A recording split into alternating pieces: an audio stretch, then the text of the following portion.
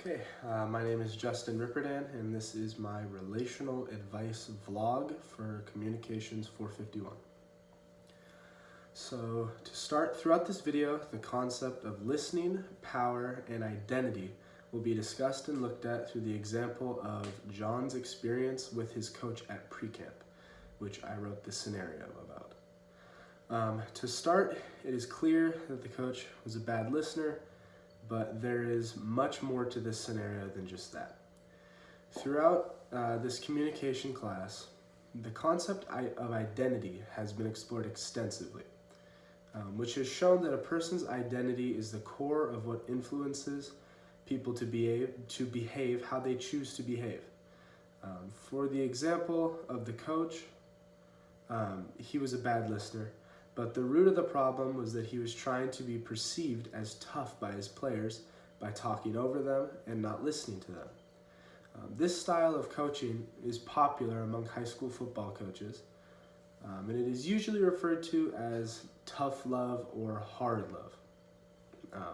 However, this style of coaching can be taken way too far sometimes, which can be a problem because treating someone harshly in hopes to improve behavior is ineffective at best.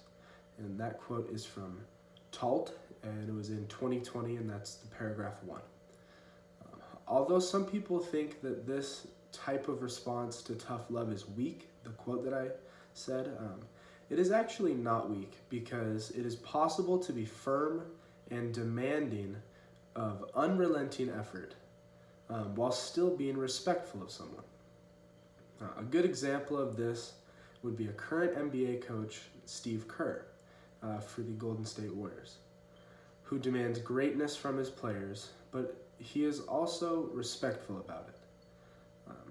In addition to this point, a lot of high school coaches do not take the time to listen to their players because they are only concerned with the player's performance and not their mental state. In the scenario of John and his coach, the coach did not care to even listen to what John had to say repeatedly, which eventually wore John down over time and influenced him to think that he was never good enough and that he was consistently a failure. This could have been easily avoidable though, if the coach had simply listened to John, because it's been proven that when a boss or an authority figure gives feedback instead of listening, even when the feedback is positive, the employee or the subordinate in this case is more stressed and defensive than if the boss or authority figure were just to listen to them. And that study was done by Itchikov and Kluger in 2018. If the coach in this scenario implemented this strategy instead of yelling over John when he was trying to explain to him what had gone wrong, John would have most likely been fine and would not have quit the team after the incident. Although the incident has already happened and can never be taken back, there are many high school coaches like this across the U.S., so the recommendations that follow are still relevant and applicable for today and in the future if they don't cancel football.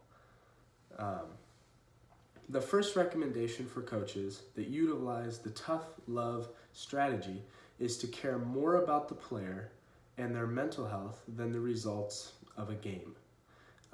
This can be done easily, very easily, by closing the power distance gap of the relationship by showing care and respect to the player, even when they mess up or do something wrong.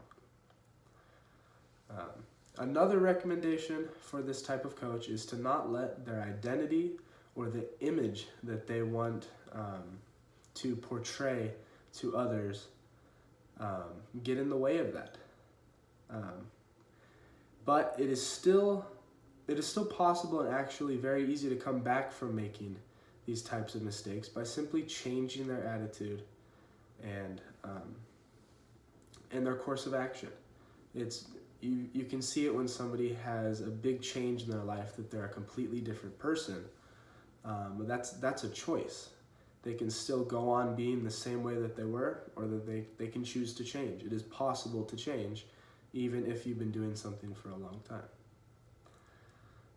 And then the last recommendation for these types of coaches is to genuinely listen to their players, because it is important for the player as a person, and because it will eventually bring better results anyways.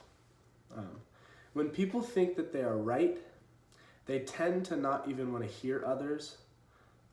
They don't even want to hear the other side of the story. But it is most effective to convince someone calmly rather than ignoring what they have to say and simply talking over them. This can be seen in debates. This can be seen not just in football, but in life. It's better to convince somebody calmly than to yell at them, because most people will not be convinced if you just yell at them. This is a special circumstance because it's high school football and you have to listen to a coach. In real life, people don't have to do that. And so, in conclusion, this scenario shows the importance of listening to others, even if it feels futile at the moment, because it is not futile.